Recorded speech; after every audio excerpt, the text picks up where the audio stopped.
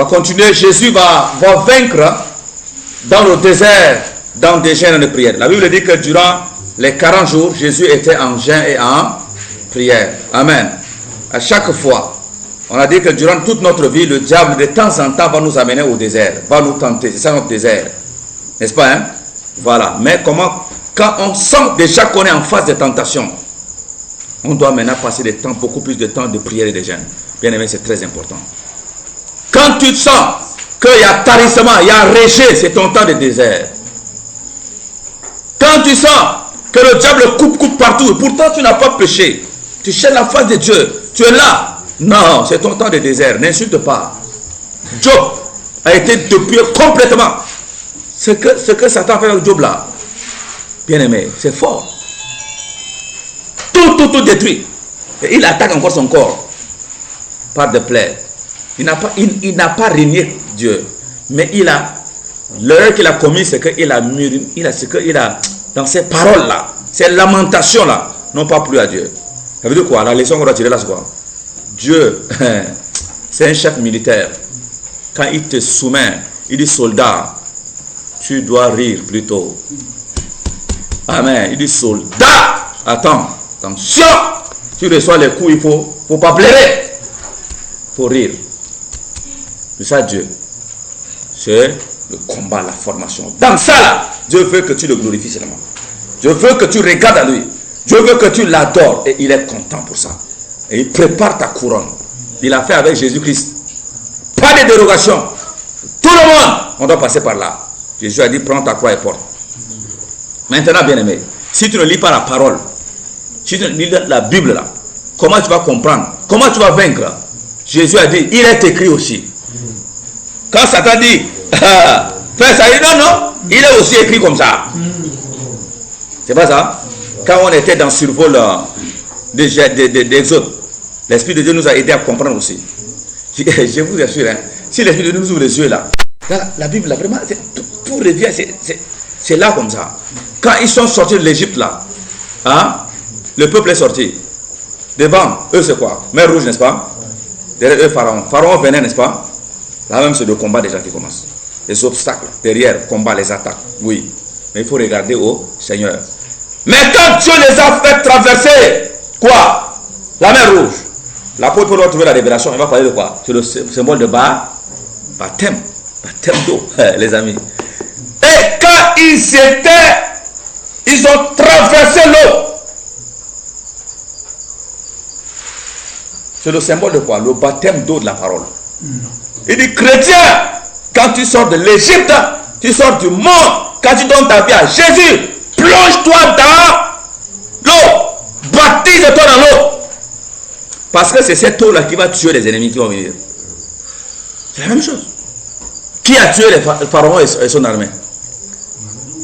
La mer. La mer, c'est quoi? C'est la parole. Il est écrit. Donc ça veut dire quoi? Plonge-toi dans l'eau, dans la parole. Quand ils vont se lever contre toi, il est écrit. Quand tu dis il est écrit sur la parole de Dieu, c'est l'épée qui sort de ta bouche. Coupe la tête, disparaît. Il est écrit, disparaît. C'est ça, le Pharaon et son armée engloutis dans la... Tous morts. Par quoi? L'eau, n'est-ce pas? C'est la parole de Dieu. L'épée. C'est pourquoi Ephésiens 6 dit quoi? La parole est l'épée. On doit manipuler l'épée. Parole de la foi. Jésus était dans la faim. Mais Satan choisit des occasions comme ça. Le gars, il a tellement faim. Il vient par là maintenant. Il dit non. L'homme ne mange pas seulement le pain. La parole de Dieu. Ça veut dire quoi? Jésus était face à la faim. La chair. Il dit non.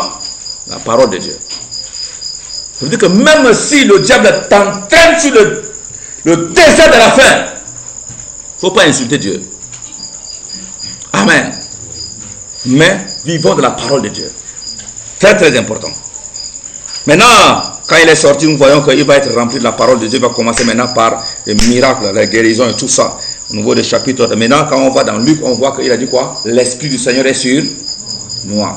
Ça a commencé déjà le ministère. On voit Jésus commencer à l'œuvre. Donc Jésus, au niveau du chapitre 5 ici, on va glaner simplement.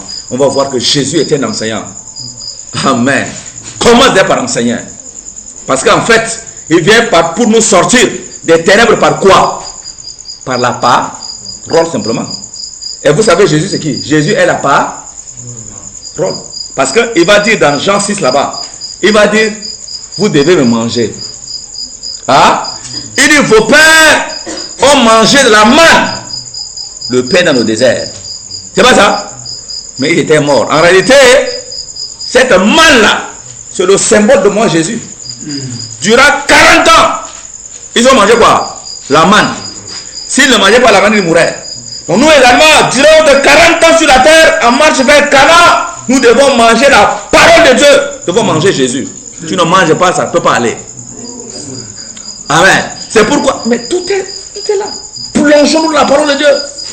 Et qui va venir t'enseigner? Le Saint-Esprit. Jésus a dit, hein, l'Esprit de Dieu. Amen, amen. Et alors, Jésus nous enseigne au niveau du chapitre 5. On va glaner ici, là, toucher un peu. Il dit, heureux les pauvres en esprit, car le royaume des cieux est pour eux. Pauvres en esprit, c'est ceux qui sont humbles. Il a bac plus 50, mais il est pauvre en esprit. Il a milliards dans son compte, il est pauvre en esprit. Il est comme un enfant. Vous comprenez? Le royaume de Dieu est pour eux. Jésus nous enseigne quoi? L'humilité, très important. Heureux les affligés, car ils seront consolés. Les chrétiens, quelqu'un a dit dehors là, le frère d'autres m'a dit, bien aimé, quand on va commencer par faire l'œuvre de Dieu, c'est là où il y aura les persécutions. Si les chrétiens sont en paix, c'est qu'ils ne font pas leur travail. Nous ne faisons rien, les amis, c'est pas la peine. Les chrétiens, quand ça va commencer, quand on cherche la face de Dieu dans les chiens, dans les prières, comme dans des nuits comme ça, où Dieu est content, il répond son esprit.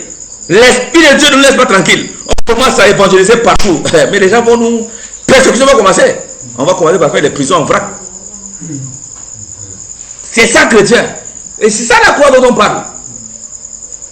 Alléluia. Donc c'est ça, affligé. Amen. Heureux ceux qui ont faim et soif de la justice, car ils seront rassasiés. Dans ce monde, on a tous faim de la justice. On crie l'injustice. Mais bien aimé, il n'y a que dans le royaume de Jésus-Christ qu'il y aura la justice, il y aura la paix. On n'aura jamais la paix dans ce monde. Avec le règne des nations, n'est-ce pas, dans ce monde, il n'y aura pas la paix. Il n'y aura pas la justice. Impossible. Mais les chrétiens ont la faim et la soif de la justice. Mais ils seront heureux. Amen. C'est pour dire quoi? Malgré qu'il y a injustice tout autour de toi, de moi, nous devons être épris de la justice. Malgré que l'injustice, nous devons poursuivre la justice. À cause de Dieu. Heureux les miséricordieux, car ils obtiendront également miséricorde. Alléluia. Et heureux lorsqu'on vous outragera, on va vous insulter, qu'on vous persécutera, et qu'on dira faussement sur vous toutes sortes de mal, à cause de moi. À cause de moi, ils vont vous accuser partout. Vous êtes heureux. Réjouissez-vous et soyez dans l'allégresse, parce que votre récompense sera grande dans les cieux. Car c'est ainsi qu'ils ont persécuté les prophètes, et, n'est-ce pas, qui ont été avant vous. Vous êtes le sel de la terre. Mais si le sel perd sa saveur, avec quoi la lui rendra-t-on? Il ne sert plus qu'à être jeté dehors et foulé aux pieds par les hommes. Vous êtes la lumière du monde.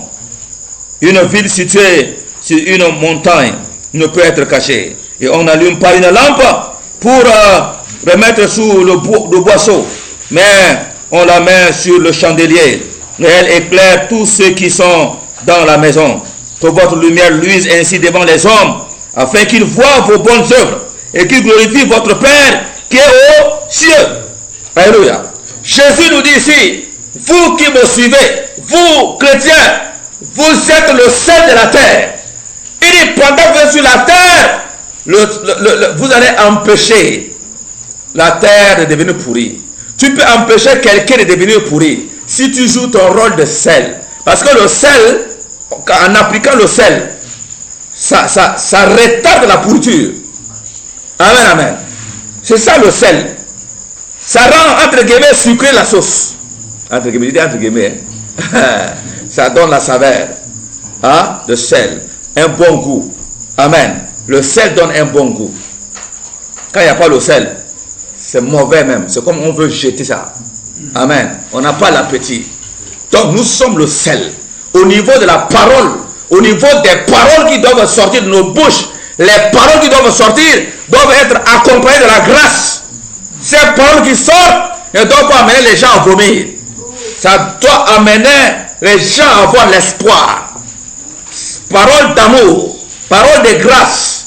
Quand il persiste dans le péché, il dit vous êtes la lumière. Lumière chasse les ténèbres. Il est dans le péché. Toi, tu viens, tu dis non, mon frère, ce que tu fais n'est pas dans la volonté de Dieu. Change ça, Dieu n'aime pas ça. Donne ta vie au Seigneur. Quand tu tiens compagnie à cette personne, alors finalement, cette personne qui vole, cette personne ne vole plus maintenant. Hein? Ça veut dire quoi? Tu es la lumière. Tu viens de chasser quoi? Tes ténèbres. Est-ce que nous jouons notre rôle de ténèbres? Maintenant, beaucoup de chrétiens ont envie même de se cacher. Ils ne veulent même pas dire que je suis chrétien. Jésus a dit, mais attends, mais est-ce qu'on peut allumer une lampe? Finalement, on prend la lampe, on met encore sous la table, comment? Il dit non, la lampe doit être déposée sur la table en haut comme ça et ça doit briller. Il dit, vous les chrétiens, vous devez manifester de bonnes œuvres, les œuvres de la lumière, pour que les gens voient et glorifient votre Père qui est au ciel. Mais quand vous sortez au quartier, qu'est-ce que les gens disent de vous? Les gens vous confondent aux gens du monde. Vous ne glorifiez pas Dieu. Nous les chrétiens, nous ne glorifions pas le Seigneur. Non. Il n'y a qu'à voir les habillements, les comportements vestimentaires tous les dimanches. Il suffit de sortir, rester dans la rue, voir comment on s'habille pour aller à l'église. En mini-jupe, en collant, en bas-fesse. Même les hommes sont dans les pantalons serrés, en tonnoir. Les amis, c'est grave. Il n'y a qu'à voir ce qui se passe bien, mais on n'est pas des chrétiens. Non, ça, c'est on appelle ça quoi? La babylonisation, le jézabélisme. Écoutez, je vous dis ici, les Jézabel veut dire quoi? On va avoir enseignement sur ça, vous voulez. Mais déjà, Jézabel veut dire quoi? Ça veut dire Baal est mon époux. Jézabel veut dire quoi? Baal est mon époux. Quelqu'un a compris? Le comportement qui attire Baal, qui adore Baal, quand tu es dans le comportement de Jézabel, quand on voit dans la Bible, Jézabel, cette femme, était maquillée. Maquillage était la spécialité de Jézabel. Comportement qui attire, qui séduit, la séduction. C'est ça le jézabélisme. Amen. Maintenant, Jézabel, le nom Jézabel, dit quoi? C'est pas Dieu qui est mon époux. C'est pas Jésus qui est mon époux. C'est Baal qui est mon époux. Si quelqu'un a compris là, c'est tout, c'est fini. Par ce comportement, tu as envie de dire que non, c'est pas Jésus ton époux. Parce que Jésus est dans la simplicité. Jésus n'est pas dans ce comportement. Non. Est-ce qu'on est le sel? Est-ce qu'on est la lumière du monde? Est-ce qu'on est la lumière du monde? Par nos comportements, est-ce que nous glorifions le Seigneur? Par la façon de parler, est-ce qu'on glorifie le Seigneur? Est-ce que Dieu est content quand il est assis là-bas? Quand tu parles, quand tu passes, qu'est-ce que les gens racontent sur toi? Alléluia. Bien aimé, quand on est chrétien, aller de fille en fille, aller de garçon en garçon, on n'est pas chrétien. Tu peux chanter micro, tu peux parler en langue, mais quand tu vis dans la vie des ténèbres, peut-être que tu as parlé en langue pendant que tu étais sérieux pendant un temps, l'Esprit de Dieu t'a rempli, mais le don va rester, c'est pas un problème. C'est pas ça. Il y a 6 mois, tu as abandonné Dieu. Tu es dans le péché, ça ne marche pas. Le temps est arrivé où nous ne devons pas être distraits.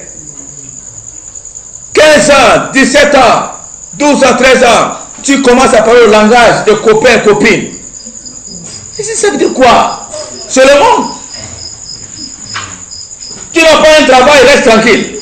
Adore Dieu pendant ce temps de chômage. Adore Dieu pendant ce temps. Tu n'as pas besoin de tes yeux. Jésus a dit coupe, arrache ça et jette. Amen. Il faut arracher. De toutes les façons, tu vas te marier. Mais tu te prends trop pourquoi? Amen, amen. Est-ce que vraiment, est-ce que tu glorifies Dieu dans ton comportement? C'est très important. Nous sommes la lumière du monde. Et maintenant, Jésus va dire, au niveau de 18 là, il va dire que croyez-vous que je suis venu abolir la loi? Non. Je ne suis pas venu abolir la loi. Hein? Je suis venu accomplir. Maintenant, il va dire quoi? Il va rappeler quelques lois. Au niveau 21, il dit, vous avez entendu qu'il a été dit aux anciens, tu ne tueras point. Celui qui tuera mérite d'être puni par les juges.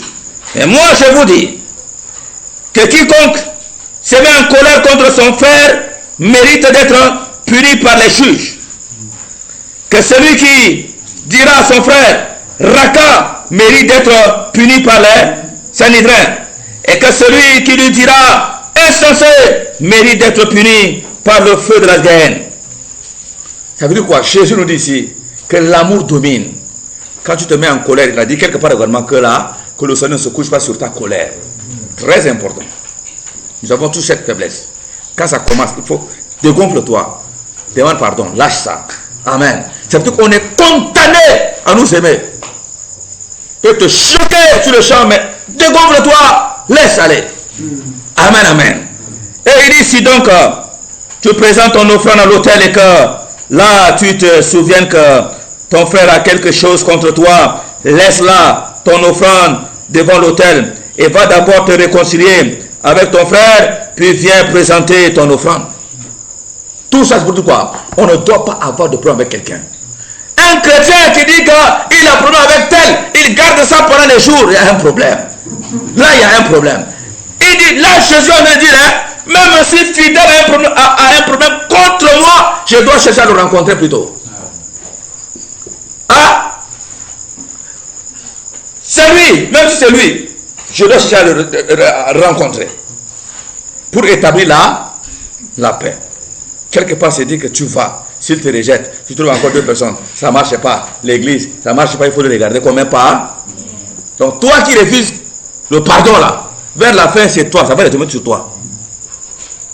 Bien que fidèle t'a fait du mal, le fidèle a regretté. Il vient, il veut, mais tu ne veux pas. Vers la fin là, Jésus te dit, hein, c'est toi païen. Fidèle, c'est bon déjà. Alléluia. On vient sur 27, vous avez appris qu'il a été dit, tu ne commettras point d'adultère. Adultère, c'est coucher avec la femme d'autrui. Remplaçons également là, si c'est pas ça, si c'est pas une femme d'autrui, c'est la fornica. Amen. Donc Jésus a dit, tu ne commettras pas de fornica, d'adultère. Ça veut dire que dans votre tête, il faut devoir aller au lit. Mais moi, Jésus, écoutez bien. Mais moi, je vous le dis, que quiconque regarde une femme pour la convoiter a déjà commis un adultère avec elle, dans son cœur. Dans la loi de Jésus, la nouvelle alliance, bien aimé, c'est beaucoup plus spirituel. Dans nos pensées. Quand la Bible parle de cœur, c'est aussi la pensée. Dans ta pensée, tu l'as regardé. Hein? Qu'est-ce que tu t'es dit dedans?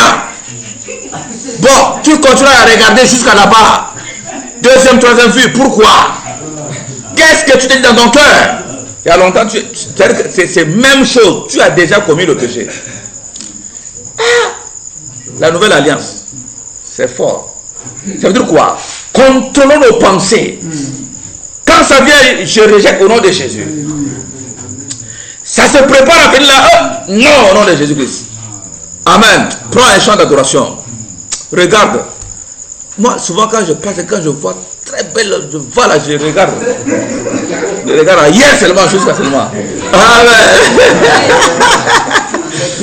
Deuxième vie, pourquoi encore? Ça va? J'arrache maintenant, j'ai déjà arraché longtemps. Amen. Et on continue, je vais dire quoi? Si ton œil droit est pour toi une occasion de chute, arrache-le, jette-le, loin de toi.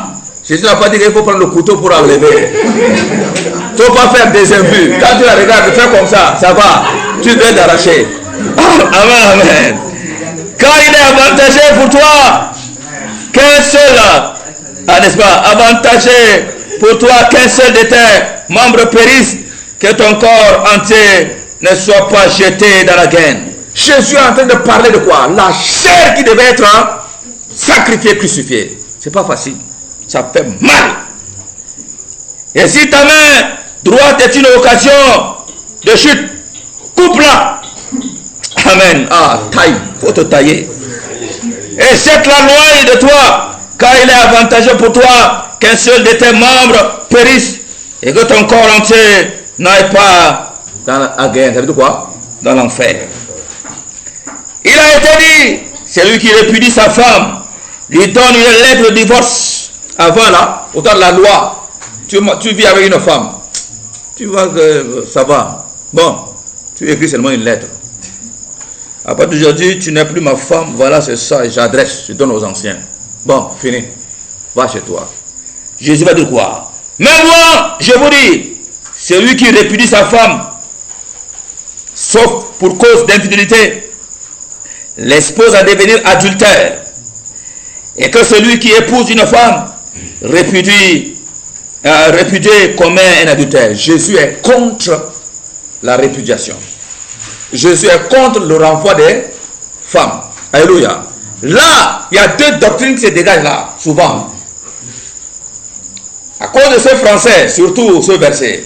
Et là, il y a une exception. Il y a beaucoup de divergences. Il dit bon, Jésus est contre le renvoi. À moins que, on peut tenter de dire autrement. Amen, hein, si on peut comprendre ici. Puisque là, on met une exception.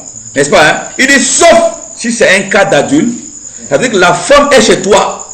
Et la femme, tu l'as surprise en flagrant délit d'adultère. Pendant qu'elle est même chez toi, elle est déjà adultère. Je ne dis pas autre chose. Mais dans ce cas aussi, tu ne sais pas forcément que tu dois renvoyer la femme. Tu peux pardonner la femme. Amen. Hein? Jésus n'est pas pour le renvoi, n'est-ce pas, répudiation. Je suis en train d'interpréter tel que c'est écrit. Parce que c'est dit que je ne dois pas ajouter, je ne dois pas retrancher. Et dit quiconque répudie sa femme, virgule, sauf pour le cas d'adultère, virgule. Donc on peut aussi tourner. Quiconque répudie sa femme, on peut sauter. L'espouse, l'espouse a devenir adultère, sauf, n'est-ce pas, hein, pour cause d'infidélité. Il y a les professeurs de français ici. Je crois que si je dis mal, ils vont comprendre. Ils vont me... Amen. Hein? Ils vont me corriger après. Alléluia. Il y a une exception. Sinon, si ce n'est pas le cas d'adultère, où tu l'as surprise, elle n'a pas cherché une autre femme, un autre homme, n'est-ce pas, tout ça. Si ce n'est pas ce cas, alors que tu la renvoies, elle va prendre un autre homme. C'est qui l'a exposé? C'est toi qui l'as exposé. Elle est allée, elle a trouvé un autre homme, elle est devenue adultère. Qu'est-ce que ça veut dire ici là? Très important. Donc il n'y a pas de répudiation. C'est pourquoi réfléchis très bien avant de t'engager dans le mariage. Quand tu te maries, mon ami, non, réfléchis bien. Tu dois bien aimer aussi la fille. Bien aimer. Les gars, arrêtez avec cette histoire de Dieu m'a dit, Dieu m'a révélé, Dieu m'a dit ça, et il y en a plein. Je crois qu'on a fait une retraite ici. Hein? On a fait une retraite ici, on a déjà parlé de ça. Je vous assure, 80 ans, plus de 90% de ce cas-là, c'est le diable qui fait ça. En science, ça se démontre. C'est pas ça? Je partais à Fanta quand j'étais étudiant là-bas. J'étais venu en ville ici, comme on parle de deuxième vue, troisième vue là. J'ai regardé une soeur, j'ai regardé encore, j'ai regardé, et ça a traversé la tête. Et sur mon carcasse de vélo là, je partais là-bas, je pensais toujours, n'est-ce pas? Hein? Je pensais. La nuit, je vous assure que c'est venu dans le rêve. C'est venu, je la voyais comme ça, tout ça, c'est comme... Et puis là, tu allais maintenant te lever, je t'ai vu hier, Dieu m'a révélé que tu es mon épouse. C'est ça, non? C'est ça, c'est la même chose. Les gars, faisons attention, arrêtons. C'est-à-dire que c'est là où le diable nous attrape, ici, là. Et les filles, faites attention. Voilà, dis ça. Vous, là, mettez des barrières. Amen. Le mariage, là, c'est une fois pour toutes. Hein. Faisons attention. Les hommes, faites attention. Quand elle va venir, je t'ai vu sur toi. Non. Tu dois l'aimer également profondément. Elle aussi, tout ça. Parce qu'il n'y a pas de répudiation. Jamais.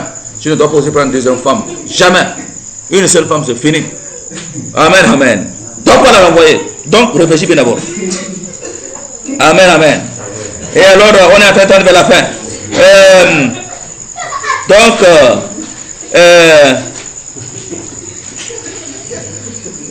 Voilà. C'est presque à la fin déjà. Amen, hein? Et voilà, au niveau du chapitre 36. Ne jure pas. Ne jure pas non plus par la tête. Car tu ne peux rendre blanc ou noir un seul cheveu. Que votre parole soit oui. Oui, non, non. Ce qu'on y ajoute vient du malin. Le serment confessionnel. Qui se rappelle de la dame qui a, je ne dis pas son nom. Amen, hein? C'est ça elle a appliqué. Elle a dit non, la Bible ne m'a pas dit de jurer. Si on te dit, ton ancien c'est toi qui as pris les 5000 francs. C'est pas moi. C'est toi. C'est pas moi. C'est toi. C'est pas moi. Et puis tu vois appeler déjà quoi? La pluie. Si c'est moi, la pluie. Si c'est moi, tel le lion de mes parents. Ah, tu l'as compris. Hein? C'est pas moi, c'est pas moi. Comme tu dis que c'est moi, la lumière va dire un jour. C'est pas moi. C'est fini. Amen, amen. Et vous avez appris qu'il a été dit œil pour œil et dent pour dent.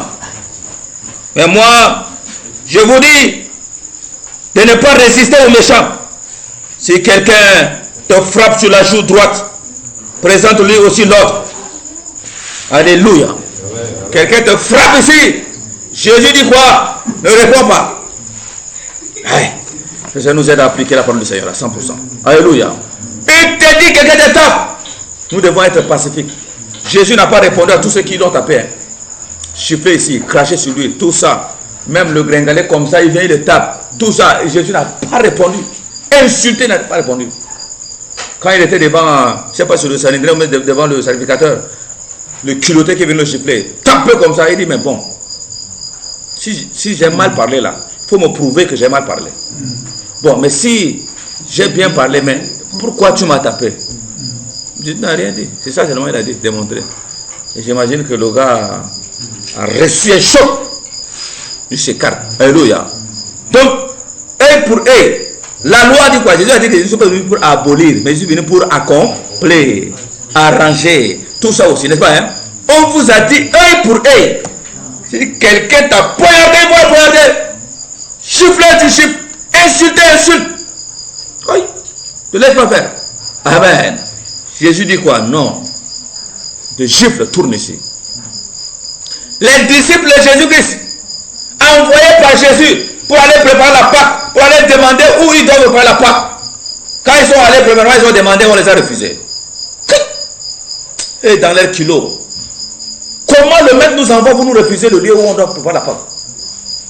Ils ont trouvé des bancs, mais quand ils sont revenus, ils se disent, maître, comment? Toi, tu nous envoies. Et tel monsieur qu'on est allé là, il nous a refusé. Donne-nous de l'ordre comme Élie a fait. C'est Élie, non? On va aller invoquer le feu sur lui. Ah, Jésus a attrapé la colère sainte. Il dit non. Vous ne savez pas de quel esprit vous êtes animé. Non, je ne suis pas comme ça. Je ne suis pas venu pour perdre les gens. Non. Amen. Jésus est pacifique. Jusqu'à la mort, pacifique. Comment? Je vais glaner. Ya. Voilà dire. Maintenant, on continue pour la fin au niveau de 43. Vous avez appris qu'il a été dit, tu aimeras ton prochain et tu haïras ton ennemi. Mais moi, je vous dis, aimez vos ennemis. Bénissez ceux qui vous maudissent. Comment? Quelqu'un te maudit. Jésus dit, il faut le bénir. Mais ça veut dire quoi? Maudit, tu es maudit, tu es maudit. Il y a un problème. Jésus te dit, quand ça sort de ta bouche, il ne faut pas maudire. Il faut bénir. Lui, il te maudit, il te dit que tu ne vas pas réussir. Il te dit que tu vas mourir. Il te dit que le lion va t'attraper. Il dit, toi, que ça te bénisse. Rien ne va t'arriver. La grâce est sur toi. Aïe, un chrétien. C'est ça notre combat. Hein? On va faire comment? Hein?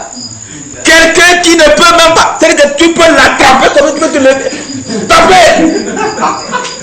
Il vient, il te gifle, il crée sur toi. Hein? Tu es bien dodu, plus gros, musclé que lui.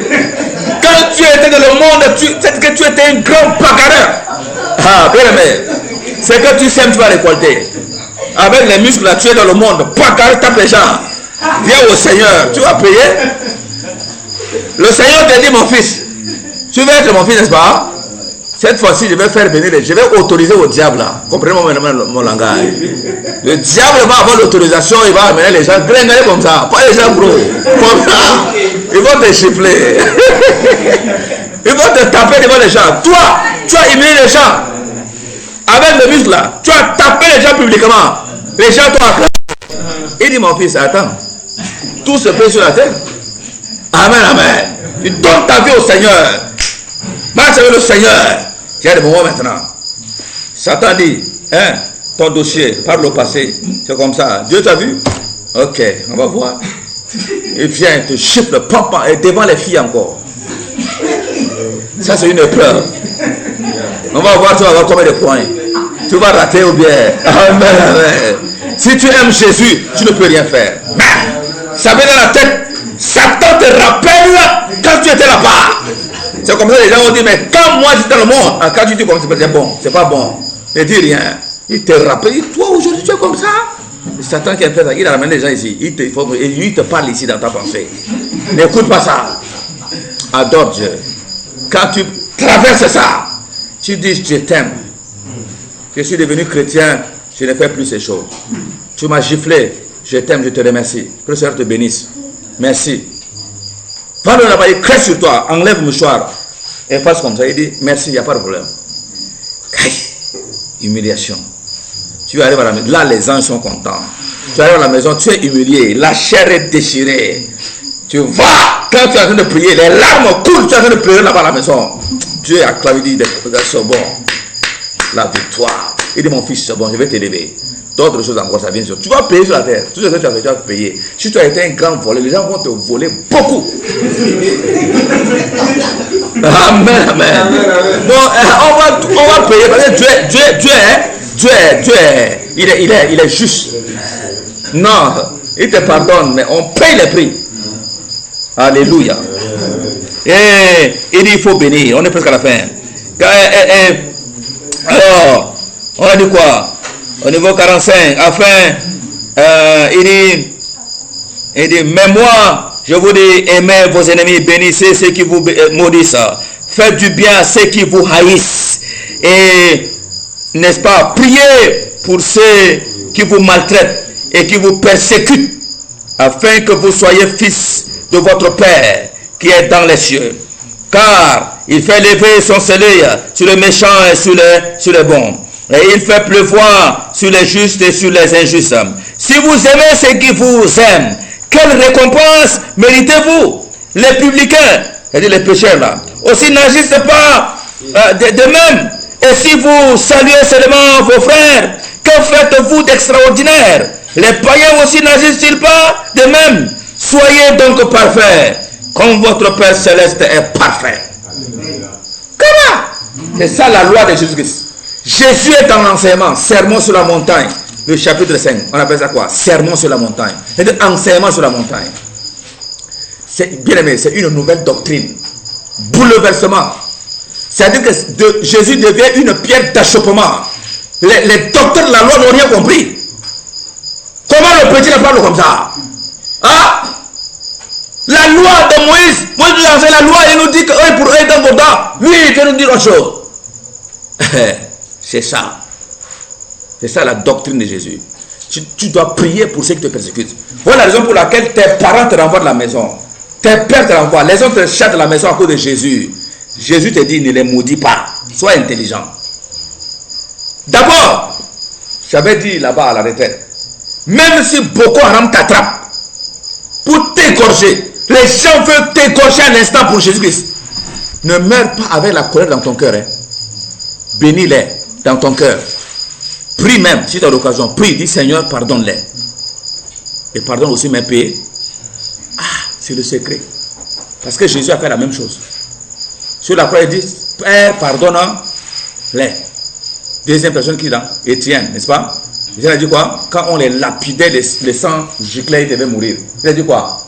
Père, pardonne. Il ne faut pas mourir avec eux. Quand tu as la colère dans ton cœur, tu meurs. Tu n'es pas sauvé. Parce que tu ne les as pas pardonnés. Dégonfle-toi, pardonne-les. Même s'ils veulent mettre le couteau, pardonne-les. Meurs en paix dans ton cœur. Hein? Amen. Ne le maudis pas. C'est l'occasion pour toi d'aller au ciel. Non? Pardonne-les. Et dis à Dieu, pardonne-moi aussi. Prends mon âme entre tes mains. Vous pensez que Dieu ne va pas faire ça? C'est ça le secret. Nous recevons cela au nom de Yeshua. Amen. Amen.